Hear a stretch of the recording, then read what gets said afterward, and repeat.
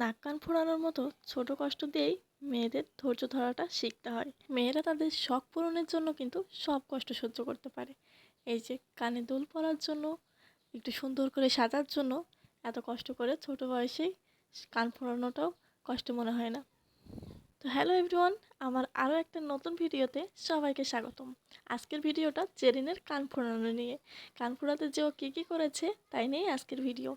তো প্রথমে কান ফোড়ানোর জন্য অনেক নাচানাচি করছিল, কান ফোড়াবে বলে, কানে দুল পরবে অনেক শখ করছিল।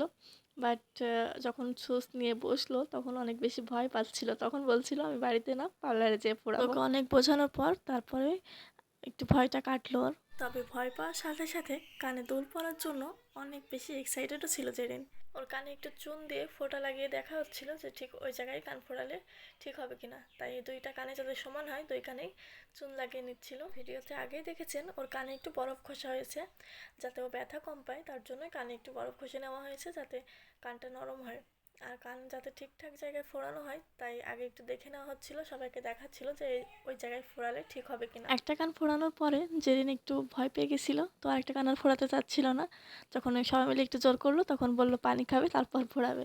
তো পানি খাওয়ার পরে আবারও ফোড়িয়ে নিল বাকি কানটা। অনেক বাচ্চারা আছে কান নাক ফোড়াতে গেলে অনেক বেশি কান্না করে, অনেক জোরে জোরে কান্না করে, বাট জেরিন একটুও কান্না করেনি। আর আমি বারবার জেরিনকে বলছিলাম যে ও যদি কান্না করে তাহলে আমি ভিডিওতে সেটা ছেড়ে দেবো, তাই এই জন্য আরও কান্না করেনি।